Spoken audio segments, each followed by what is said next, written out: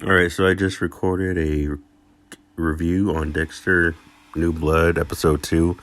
It dragged on for like 20 minutes, and my energy was like low. So I was just like, even though I've been talking for 20 minutes, I'm just going to start it over with a little bit more energy, which, because of my tone of voice, you probably can't actually tell. But yeah, anyway, my review on Dexter, episode 2 of Dexter New Blood. I'm going to be kind of skipping through the episode right now, fast forwarding through, because it's already Saturday. It's already a day before the third episode comes out, and I wanted to do these reviews right away, and I just couldn't do it with this episode. This episode just a lot didn't stick to me on this second episode of Dexter as much as the first episode did. But I'm not going to say it was a bad episode, because I don't like to say things are good or bad, simply because everything has its own experience, and some people appreciate those experiences, some people don't, or some people try to find whatever. But Dexter New Blood, it's an experience, and so, sorry, I'm enjoying the message behind the show about the, past coming back and what that entails. So in this episode, Harrison and Dexter are talking. The first time I saw this episode, I was thinking, Dexter, tell Harrison everything, just get it over with, don't drag it on. But then after a little bit, once I got toward the end of the episode, I realized there's probably a deeper message there between being a parent and feeling guilty or not feeling guilty, but being a parent, and telling your child certain things about your past and things like that. And I'm thinking, okay, that message might come up later in a stronger way, so I'm gonna do that. So it's actually glad that I didn't do that. So the episode overall was okay. I thought the first episode was a little better than this one, and I know I'm contradicting myself, but I'll say I enjoyed the first episode more than I enjoyed the second one. More stuck to me, but doesn't change the fact that I still liked it. A lot of people, what they don't understand is, when we do abandon someone that we love, someone that we care about, if we abandon our parent, or if we abandon our child or whatever, because we feel guilty, we feel like we're going to mess them up. We feel like everything that we've created or produced in the world or produced for ourselves has always been bad. And we don't want to project everything that's wrong with us onto our kid or onto someone else, whatever, our child. Sometimes that guilt just kind of eats away at us. And the thing is, once we decide to reconnect, or we do reconnect, just because we decide we want to make the right choice, or just because we decide that we want to be in this person's life or take care of this person, it doesn't always mean that the voices will go away. The voices of guilt, the voices that will tell you, hey, you're not doing this right, you're going to mess up. Those voices may always be there, they may not always be there, but the thing is, we have a choice to fight against those voices. A lot of people don't know that. A lot of people don't know that they have a choice. A lot of people feel an emotion and think, okay, cool, I feel this and I'm going to invest it. I'm just going to do it, And the thing is, you don't have to. If you feel guilty about making a wrong decision in the past or abandoning somebody, and now you have an opportunity to make amends, if you choose to do it, then you can choose to do it, and you can choose to fight the voices of guilt that are going to tell you everything is going to be wrong. Now, that is not to be confused with intuition. Intuition is different, but just so I make that clear. But listen to your intuition. But if it's something like, I think people who have guilt understand what I mean by voices. It's not a black and white thing. It's more of, if you know what it is I'm saying, and if you can identify with what it is I'm saying, then you understand what I'm talking about. So if you, so basically, so if whatever. So, so the voices may always be there, and, you have a choice to fight them and to do what you want to do. And you have the choice to continue to be in this person's life, take care of them, and still fight the voices and still be there. At the end of the day, love is all that matters, and love can really overcome a lot of things, and a lot of people don't understand what that means. They just hear that quote a lot. Honesty. It's okay to be honest. It's good to be honest. It's good to open up. The thing is, if you have a lie in the past, if you have a partner, and you and your partner or whatever, and if there's something from your past or their past, and you guys weren't honest about it, and it comes up, it is okay to feel angry. It is okay to process those emotions of how you authentically feel. And once you do that, then find a solution. Trying to hold on to these bad, negative, angry, desperate, sad emotions, and then trying to find a solution while still holding on to those feelings will allow those feelings to basically be expressed through the relationship throughout.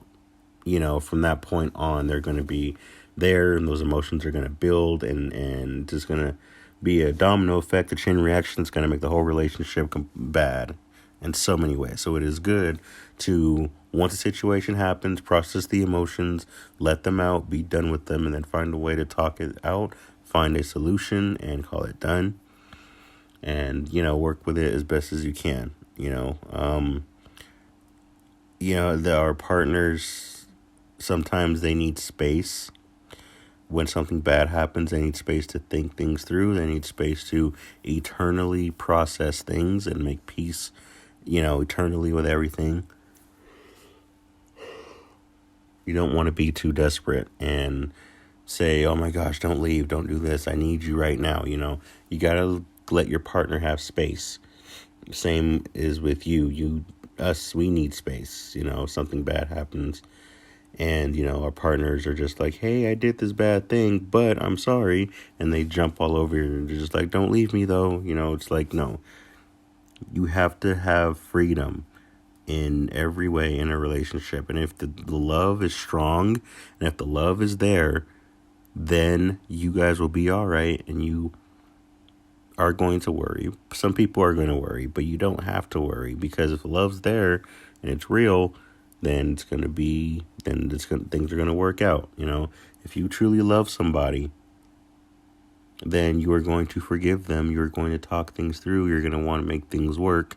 If they aren't abusive, I'm going to say that now, because abuse has been a very common thing when it comes to my life and the people in my circle, and the people that I've worked with. Abuse is just everywhere. And I know, not a lot of people go through it, and I hate to shift the energy like that, but but I always have to be very careful, because when it comes to the work or me trying to help people, abuse seems to come up a lot. And just if there's a pattern, there's an equation to abuse. Know the patterns.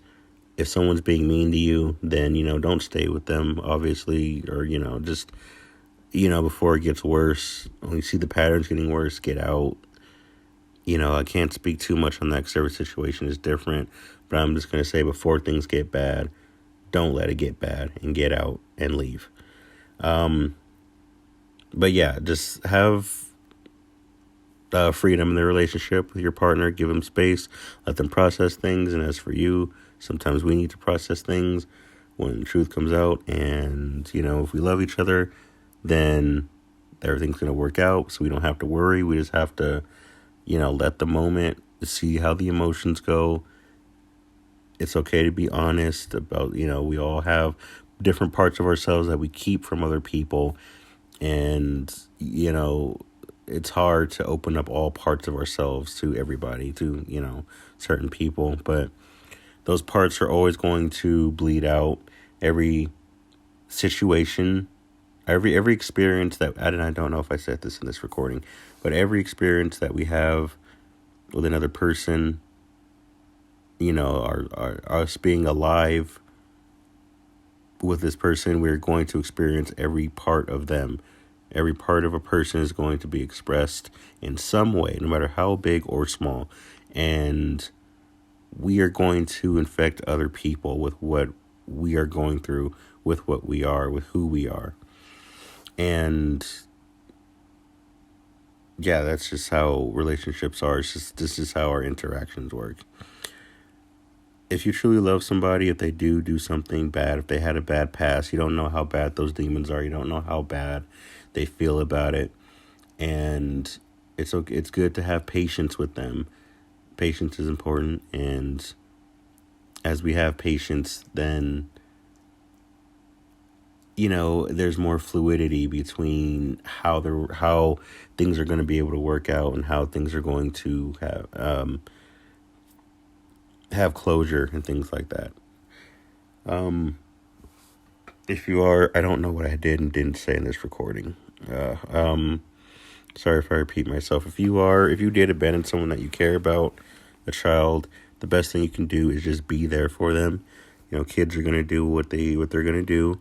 People are gonna do what they're gonna do. We just have to be patient with your kids and just be there for them, because that's what they need. Sometimes they just need you to be present.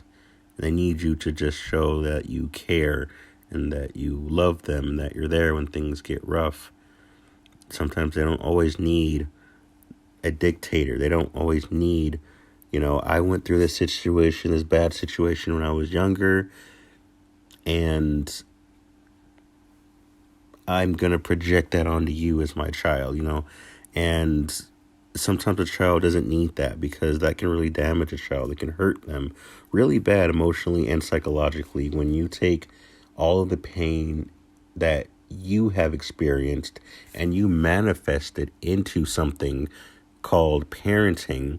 If your parenting originates from all the pain and trauma that you've been through, then that means that your parenting skills are sourced with all of your traumas and darkness. And as you parent your child, you may think that it is from love. You may think it's because you care about them, when really it is just your darkness speaking to you in the back of your head, or your darkness speaking through you through parenting, or speaking through you into parenting. And that gets invested into our children, into the people that we're taking care of. And when that happens, we basically, in our own way, kind of make our children feel the exact same way that we felt, because we've just manifested our own pain through our parenting. Instead of being there and loving them and learning, just learning how to love them, which is hard because love is a thing that we aren't taught as humans. We're just told, oh, we're doing the best that we can. But when it comes to actually loving another person or loving another human being, there is no school for that. There is nothing for that. And everyone says that love should be second nature thing. And the thing is, love can exist in so many different ways, that love exists through our pain for most of us. And that is not good. And it takes away from what love means on a deeper level. Anyway, so I'm still talking about Dexter. This is me reviewing the feelings and emotions that I got from the show. So I'm not completely going off the rails and preaching. This is just my review of that stuck with me, the feelings that stuck with me watching the episode. I just want to make that clear right now. So yeah, just keep that in mind. Be careful about where we manifest from and how we project it onto other people. It's good to be honest. It's good to be honest, because when we're honest, it's not always about other people. Sometimes it's also about ourselves. And on the other hand, it's not always about ourselves. It's about other people. And I say that because I switch it because someone that we care about can be going through something really hard, and they could be dealing with a pain or a trauma, and they could be in the relationship and they could be hiding it, and they could not open up about it ever. And it's because both sides didn't know that they were going through the same issue or the same problem. It only takes one person, you or them, to just open up the possibility, just open up that gateway, just open it up to this area of, hey, this is something that I'm going through. And you never know, someone else, your partner, could also be going through that same thing. But you will never know unless one of you decides to open up that gate. And you may realize, oh, we're both experiencing the same things. We're both facing the same demons. And we didn't know that. We're both have these cool things that we have in common that we didn't know that we had.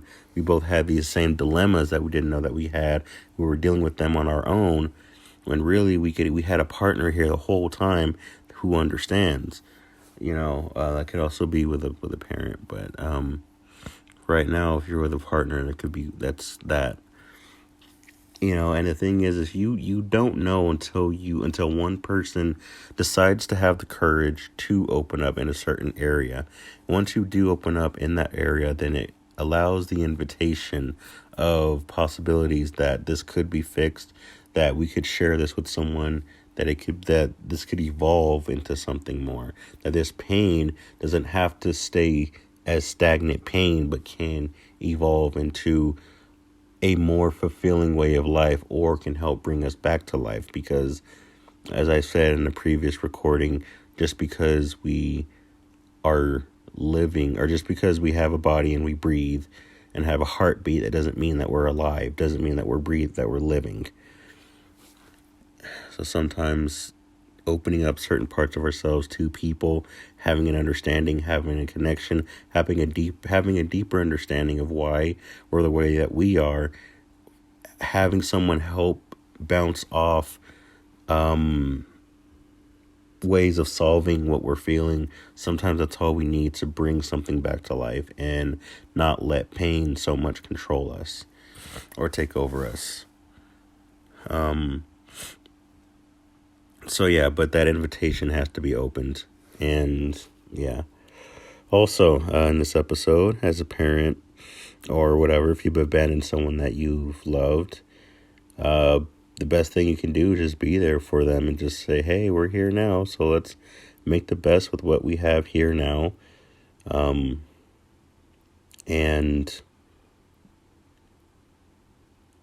just to be clear about what I just said, when you open up to somebody about something, don't get it confused with someone is abusing you, and you feel, not abuse, neglect.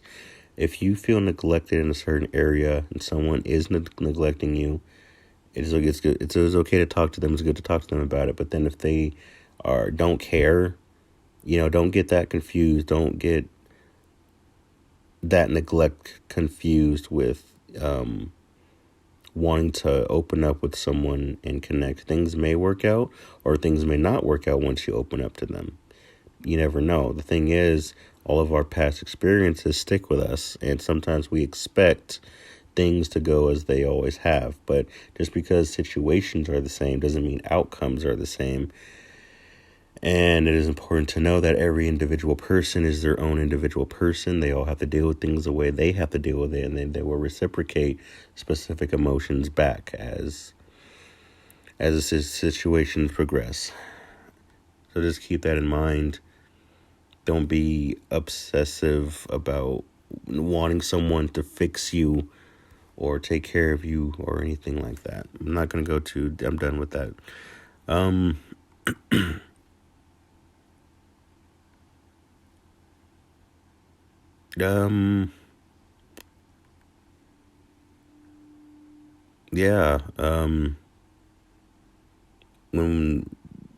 We just have to be, and last thing I'll say, I'm at the end of the episode. Last thing I'll say is just be careful about how we project our past traumas or even our present traumas. We be careful about how we project those onto our kids, because our kids don't deserve to live in the shadow of our pain. If you're a parent, just know that. Just be careful about, don't over worry about your child, because they are their own living being, and they're going to hate their lives. They may hate themselves. They may do terrible things. They may be unhappy. They may not have room to be happy, and they may not have room to invest their authentic happiness with you. If you are too controlling and you are projecting all of your pain onto them. And if you are a child and your parent abandoned you and you reconnect, if they are willing to actually communicate, to talk with you, establish what happened, bond with them, enjoy the moment, enjoy having these life moments with them. It may not be 100% fulfilling, but it is something. And you don't have to invest all of yourself into it, because you're going to worry they're going to abandon me again, they're going to hurt me again, they're going to steal, they're going to do this, they're going to do that. Just establish boundaries of what you want the relationship to be between you and them. And if they start to break those boundaries, then that's when something needs to be done. But for now, establish those boundaries until they prove otherwise, and just enjoy the moments that you have with them now that you're reconnecting, especially if you feel lost or broken inside and you do need to reconnect with your parent. Sometimes we just need an answer. Sometimes we don't get the answer, but sometimes we just have to recreate a new question. All right, that is my review. Strangely, that is my review on Dexter. We all have problems, we all have issues, and we may mess up our kids, we may not mess up our kids, but the thing is, sometimes our kids will not have better lives or thrive because we left them. Sometimes that just messes them up even more. Sometimes we just have to take a chance and be there for the people that we care about, or be there for the people that we love, and just hope that everything is going to be okay, and just authentically try and understand what love is, and not project our darkness onto them or our pains onto them. Yeah, so episode 2 of Dexter was alright. Out of 5 stars, I'll probably give it a 3. So yeah, that was my review on Dexter New Blood, episode 2. Thank you for listening. I hope this helps a lot of people. Do the best with what you can, because I am. Have a good day.